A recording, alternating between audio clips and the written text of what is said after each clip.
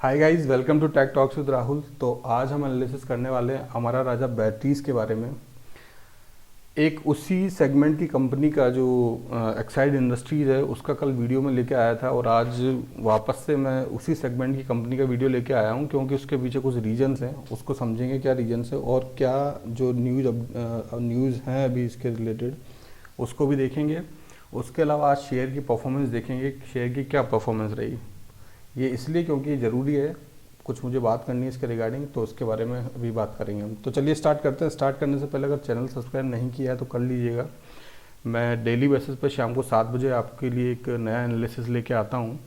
और अगर आप और जितने भी एनालिसिस मैंने किए हैं उनको एक्सप्लोर करना चाहें तो आप जाके मेरे चैनल पे जाके देख सकते हैं। तो चलिए स्टार्ट करते हैं, बात करते हैं हमारा जब बैटरीज़ के लिए उस बैटरीज़ के बारे में। उससे पहले हम बात करेंगे जो अपडेट्स जो निकल के आए हैं उसके बारे में।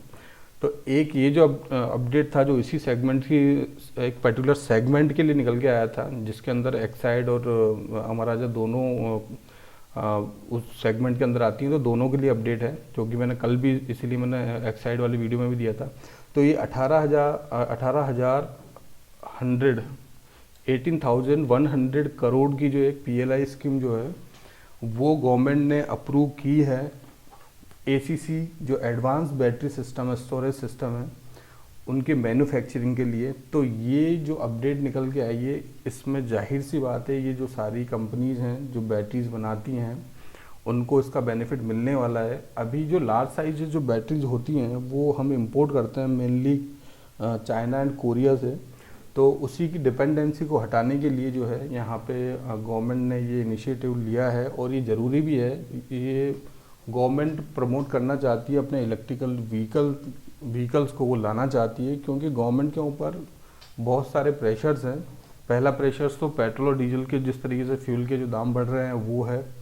दूसरा क्या है कि एनवायरनमेंट फ्रेंडली भी होता है ये। तीसरा क्या है कि ये ज़रूरी भी है, राइट, क्योंकि लंबे टाइम तक पेट्रोल डीजल सप्लाई इस तरीके से नहीं हो पाएंगी। अगर होंगी तो एक बड़े रेट पे होंगी, और इस तरह के बिजनेस में काफ़ी गुंजाइश है, क्योंकि ये जो कन्वर्जेंस आते हैं ये 1-2 साल में होने वाले नहीं है। इसके लिए काफ़ी टाइम लगेगा और इसी के लिए काफ़ी स्कोप भी है। तो जो मार्केट लीडिंग कंपनीज हैं या फिर इससे रिलेटेड कंपनी है उनको ज़रूर इसका बेनिफिट मिलने वाला है।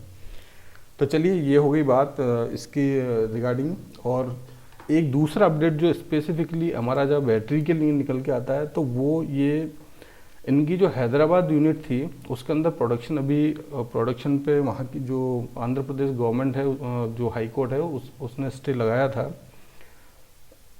उन्होंने स्टे लगाया था, सॉरी। तो उन्होंने स्टे लगाया था इनके ऊपर, क्योंकि कुछ एनवायरनमेंट फ्रेंडली चीज़ें नहीं हो रही थी और कुछ एयर पोल्यूशन से रिगार्डिंग वहाँ पे चीज़ें थी। तो वो जो स्टे लगाया था वो वापस से उन्होंने जो है यहाँ पे उनको परमिशन दे दी है अपना प्रोडक्शन स्टार्ट करने के लिए, और कुछ कंडीशंस पे यहाँ दी है परमिशंस हाई कोर्ट ने। तो यहाँ पे ये प्रोडक्शन जो है ये भी स्टार्ट हो गया है वहाँ पे। तो जाहिर सी बात है इसी की वजह से मेनली जो है ये प्रेशर में था काफ़ी दिनों से शेयर। तो ये एक मेन रीज़न है कि यहाँ से जो है इस शेयर के अंदर एक मोमेंटम आ सकता है। तो चलिए ये तो होंगी दो जो इम्पोर्टेंट खबर थी इस सेगमेंट और इस कंपनी के रिगार्डिंग। अब बात करते हैं इसके फंडामेंटल एनालिसिस की बात करते हैं। उससे पहले एक थोड़ा सा बिजनेस देख लेते हैं जल्दी से। तो बिजनेस सेम है जो एक्साइड का बिजनेस है, इसके अलावा जो है लेकिन मैं आपको एक चीज़ बता दूं, जो कार्स वगैरह की जो बैटरीज अभी आ रही हैं ना, मैंने ये ऑब्जर्व किया है कार और जो ऑटोमोटिव में जो जैसे मोटरसाइकिल वगैरह में जो बैटरी आ रही हैं, मेनली जो है इनकी जो है अमेरॉन बैटरी आ रही है। मैंने देखा है काफ़ी जगह पे अमेरॉन इन्हीं का एक प्रोडक्ट है और लीडिंग प्रोडक्ट है, मतलब अमेरॉन के नाम से आता है वो जो बैटरीज जो आती हैं सारी। तो एक अच्छा सेगमेंट है, एक अच्छा स्कोप है, और इसके अलावा इनका जो बिज़नेस है वो बिज़नेस काफ़ी इसके अलावा ये जो है ये अगर देखा जाए तो जो पावर प्रोजेक्ट्स के अंदर भी काम कर रही हैं, बड़ी बड़ी जो मशीनरी लगती हैं, राइट, बड़ी बड़ी जो इंडस्ट्रीज है उनके अंदर भी इनके जो बिज़नेस हैं, इनकी जो बैटरीज वगैरह हैं वो लगती हैं। तो काफ़ी अच्छा बिज़नेस है, डाइवर्सिफाइड बिज़नेस है इनका। तो ये मैन्युफैक्चरिंग वगैरह, स्टोरेज सोल्यूशन और ये बहुत सारी चीज़ें हैं यहाँ पे, बैटरी कंपोनेंट वगैरह, और ये बहुत सारे इंस्ट्रूमेंट्स वगैरह भी बनाती हैं यहाँ पे। तो ये सारी चीज़ें हैं, तो बिज़नेस इनका काफ़ी अच्छा है। और एक तरीके से कहूँ तो ये स्ट्रांगली कॉम्पिटिटिव कंपनी है एक्साइड के लिए, और काफ़ी अच्छा इनका बिजनेस है, काफ़ी अच्छी तरह एग्रेसिवली ये कंपनी ग्रो कर रही है। तो चलिए बात करते हैं, तो बात करते हैं अब इसके फंडामेंटल्स के ऊपर। तो फंडामेंटल्स के अंदर ये तकरीबन 13,500 करोड़ की कंपनी है, 13,716, और जो करंट प्राइस है वो 803 पे ट्रेड कर रहा है। यहाँ पे डिविडेंड भी काफ़ी अच्छा देती है कंपनी, कोई भी शेयर जो है प्लेस्ड नहीं है इनका, अच्छी बात है। प्रमोटर होल्डिंग जो है 28.1% है, कम है, लेकिन क्यों है उसका रीज़न हम देखेंगे अभी नीचे। डेट टू इक्विटी जो डेट है वो भी काफ़ी कम है, आरओसी काफ़ी अच्छा है, 20 के ऊपर मैं प्रेफर करता हूँ। अच्छा, एक बात और, कुछ जो हमारे जो व्यूअर्स हैं उन्होंने मुझे रिक्वेस्ट किया था कि मैं एक वीडियो बनाऊं जिसके अंदर मैं बताऊं कि आरओसी वगैरह क्या है। तो फॉर श्योर मैं एक वीडियो लेके आऊँगा बहुत जल्द, उसके अंदर मैं बताऊंगा कि ये क्या चीज़ें, ये क्या पैरामीटर्स होते हैं सारे। तो चलिए ये तो हो गई इसकी बात में। उसके बाद में अगर इनके रिजल्ट्स की बात करें, क्वार्टरली रिजल्ट्स के अंदर जो है ये दिसंबर 2020 के रिजल्ट्स अभी आए हैं यहाँ पे, अभी वाले रिजल्ट्स नहीं आए हैं। एक्साइड के रिजल्ट्स अच्छे थे, तो हो सकता है इनके रिजल्ट्स भी अच्छे हों, और हो सकता है कि कंसिस्टेंट हों, राइट। तो उसके लिए अगर वेट करना चाहते हैं आप, उसको अगर देखना चाहते हो तो you can wait, nothing to worry about, you can wait.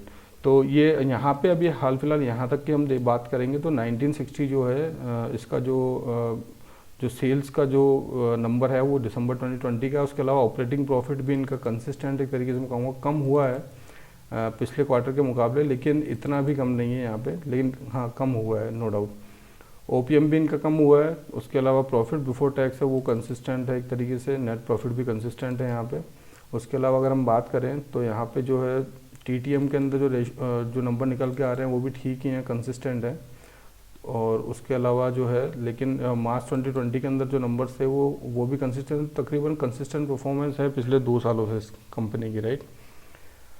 और उसके अलावा बात करें ऑपरेटिंग प्रॉफिट की, तो ऑपरेटिंग प्रॉफिट के अंदर भी कंसिस्टेंट परफॉर्मेंस है। ऑपरेटिंग प्रॉफिट बिफोर टैक्स है वो भी कंसिस्टेंट है, राइट।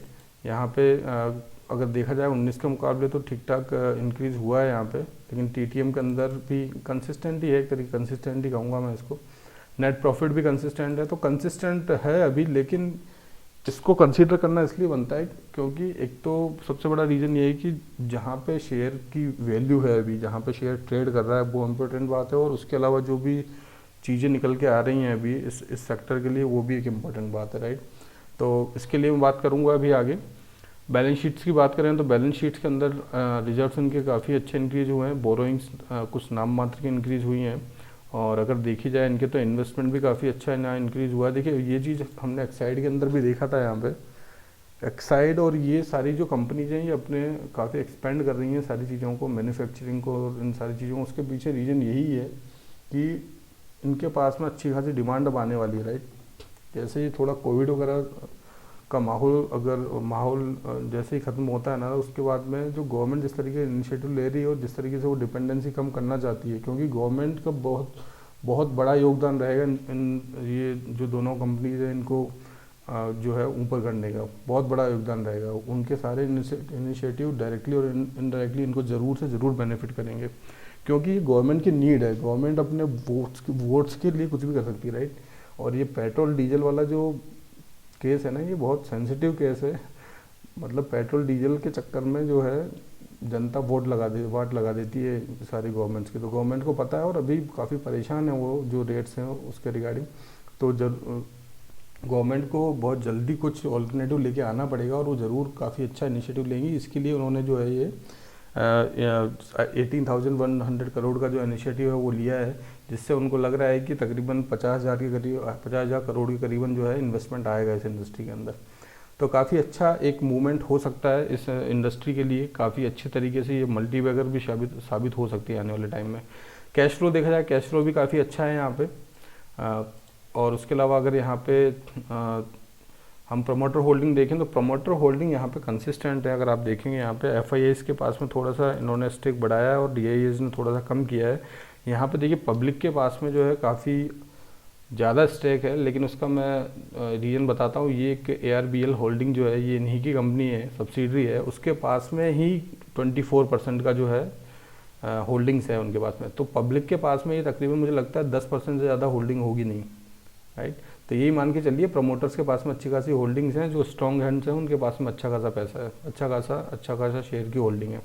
तो कोई भी वरी करने की ज़रूरत नहीं है। बस जो नंबर्स जो पिछले क्वार्टर में जो आए हैं वो नंबर्स थोड़े से कंसिस्टेंट है, लेकिन अगर मार्च के अंदर अभी ये जो लेटेस्ट वाले क्वार्टर के अंदर अगर जो भी नंबर आते हैं, अगर वो ठीक ठाक भी नंबर आते हैं तो ये अपसाइड में जाने के पूरे चांसेस हैं। क्योंकि रीज़न ये है जो इसका जो शेयर है वो काफ़ी नीचे ट्रेड कर रहा है अभी, राइट, काफ़ी स्कोप है ऊपर जाने का। तो चलिए अब चार्ट एनालिसिस के बारे में बात करते हैं, ट्रेडिंग व्यू पे चलते हैं। तो वहाँ पे जाने से पहले अगर आपने चैनल को सब्सक्राइब नहीं तो कर लीजिएगा, और please like the video if you are liking the content, please appreciate. Okay, तो चलिए यहाँ पे बात करते हैं चार्ट्स के ऊपर। तो देखिए सबसे इम्पोर्टेंट चीज़ तो आज ये देखनी बनती है कि इतनी अच्छी न्यूज़ आने के बाद में भी ये शेयर जो है आज तकरीबन इतना गिरा है, राइट, तकरीबन 3.5-4% ये शेयर जो है आज नीचे गिरा है हमारा जो, और उसका जबकि सारी चीज़ें पॉजिटिव हैं। कल एक पॉजिटिव न्यूज़ भी आई जो गवर्नमेंट इनिशिएटिव से रिलेटेड है,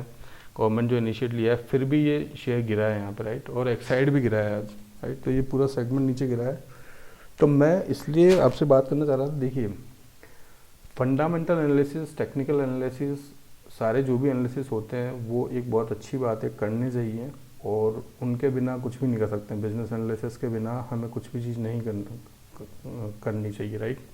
ये एक बहुत ही इम्पोर्टेंट पार्ट है। लेकिन एक उससे भी बड़ा इम्पोर्टेंट पार्ट जो है वो चीज़ मैं आपसे डिस्कस करना चाहता हूँ, वो चीज़ होता है ऑपरेटर्स का गेम, राइट। ऑपरेटर्स का गेम बहुत इंपॉर्टेंट होता है। आपको अगर स्टॉक मार्केट में सक्सेसफुल होना है तो ऑपरेटर्स के माइंडसेट से आपको सोचना पड़ेगा कि वो किस तरीके से सोचता है, उसी तरीके से आपको सोचना पड़ेगा, राइट। कहते हैं स्टॉक मार्केट में काफ़ी कम परसेंटेज होते हैं जो लोग सक्सीड होते हैं, और वो जो लोग सक्सीड होते हैं ना, वो सक्सीड इसी वजह से, मेन फैक्टर मैं यही मानता हूँ कि वो इसी वजह से सक्सीड होते हैं क्योंकि उनको ये समझ में आता है कि ऑपरेटर किस तरीके से काम करता है, और वो ऑपरेटर के माइंडसेट से सोच सकते हैं, राइट, सोचते हैं।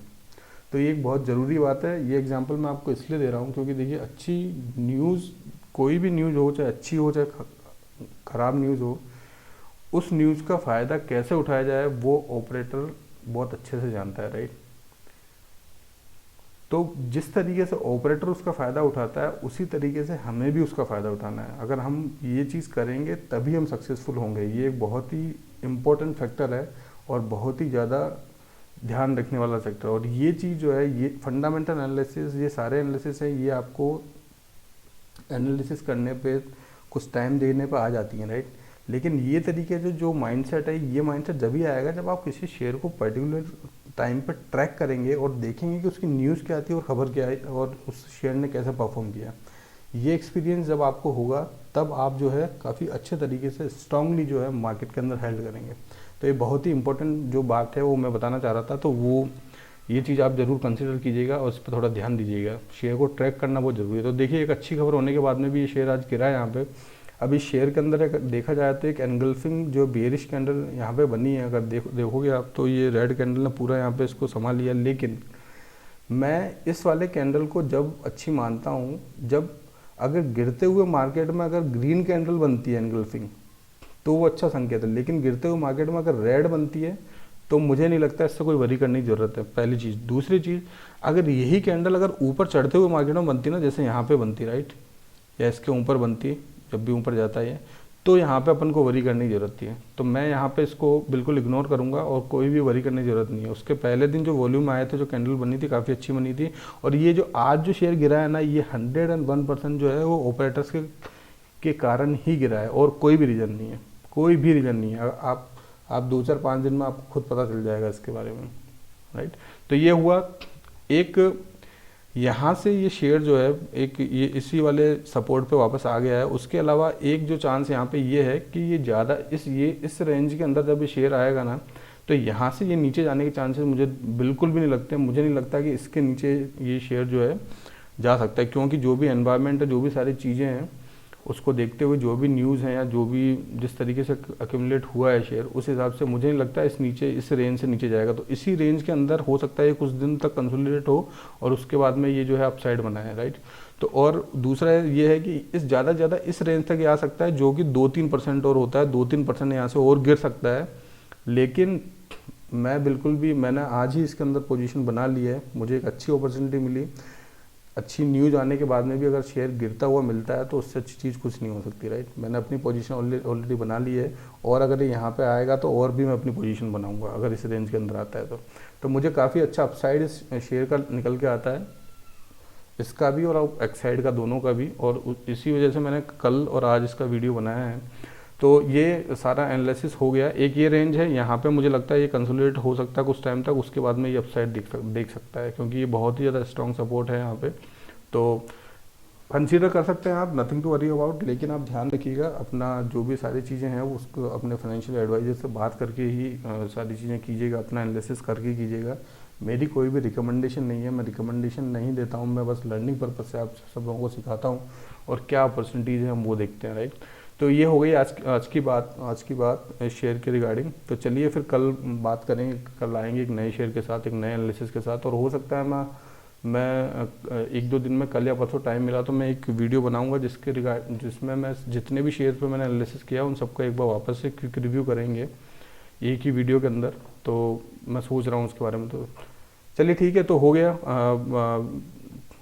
Thank you for today, thank you for this video, and stay tuned, stay connected. अपना ध्यान रखिएगा, अपने परिवार, अपने फैमिली फ्रेंड्स सबका ध्यान रखिएगा, और चैनल को सब्सक्राइब कर लीजिएगा अगर नहीं किया है, और शेयर भी कर दीजिएगा। Thank you so much, will meet you soon, bye bye, take care.